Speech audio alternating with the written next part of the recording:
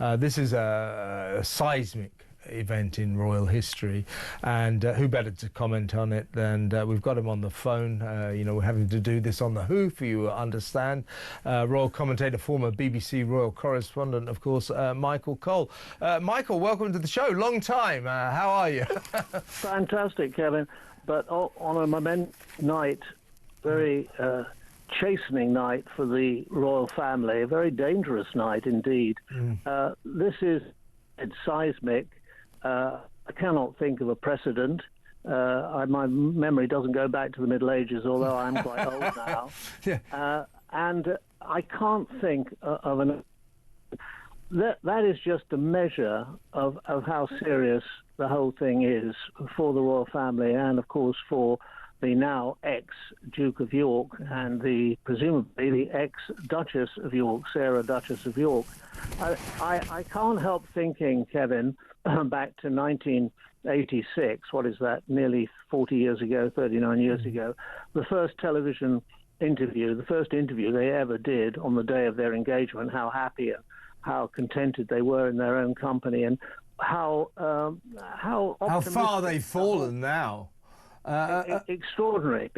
Now, you said, Michael, if I just interrupt for a second, you said just then, you know, a seismic moment, but a dangerous moment for the royal family.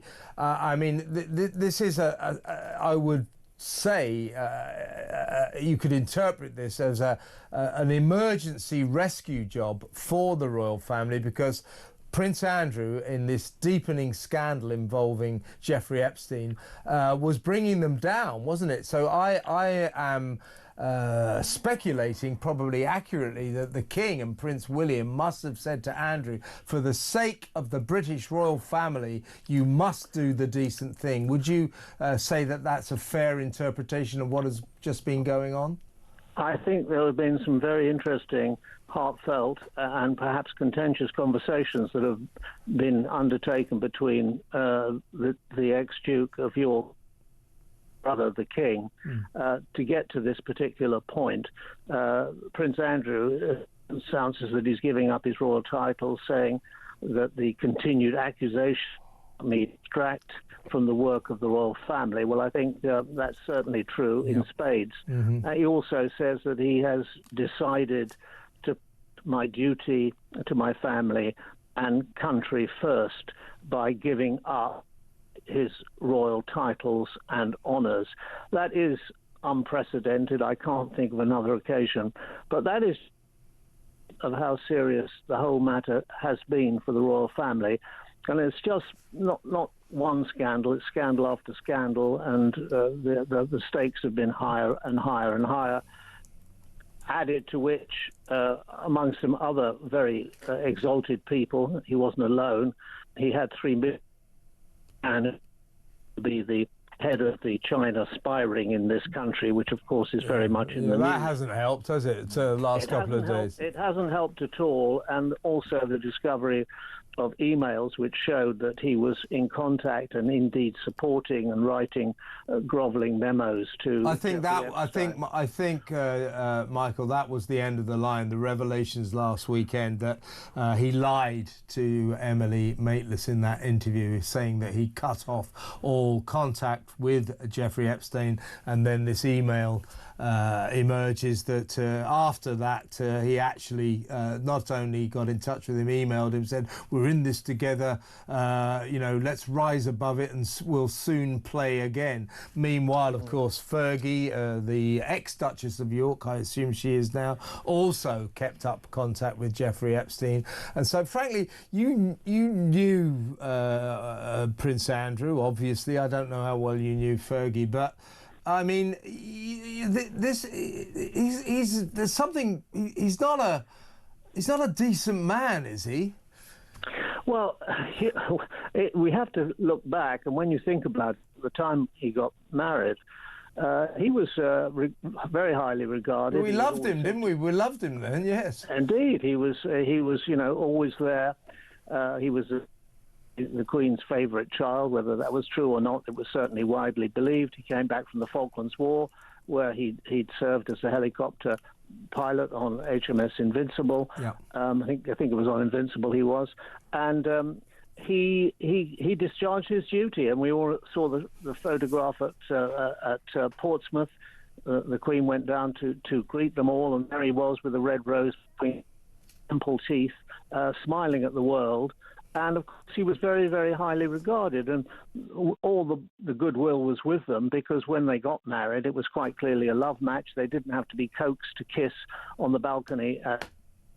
They were ready for it, Yeah. And he gave her a smacker, and they were happily married. So, look, Michael, look, increasingly over the past few years,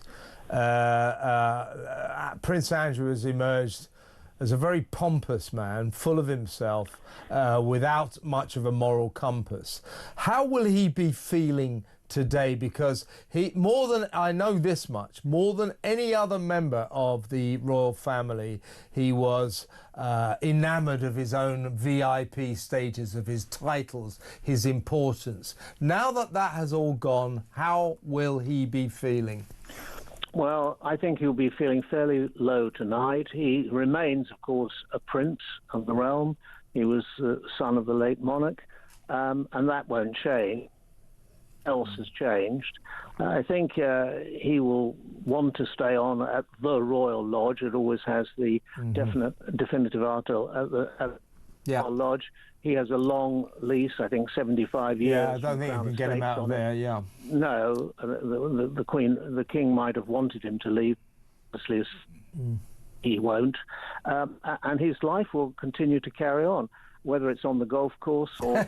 I think it will be on the golf course, you know. Yeah. Well, I think he'll get his handicap down now, because he won't have anything else to do. But listen, Michael, it's good to talk to you again in sad circumstances, but excellent to get your expert view on what's happened. And thank you so much for your time. That is Michael Cole, royal commentator, former BBC royal correspondent, a man who knows the royal family well and knew Andrew well. He was there, right there, when Andrew was in his pomp, when he marrying, coming back from the Falklands, marrying Fergie.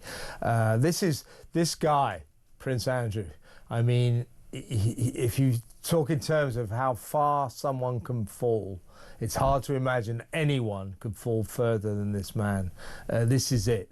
And I say, to hell with him. I say, why do we have to still call him a prince? Why? Why is that? Kind of, you can take away anything, but he's still a prince. No. Why? He deserves this. He's a liar, an oaf, and allegedly a sexual predator. He denies that. But why did he give Virginia Giuffre $12 million not to go to court? Why would he do that if he is innocent of those charges? That's what we want to know. He's still maintaining his innocence.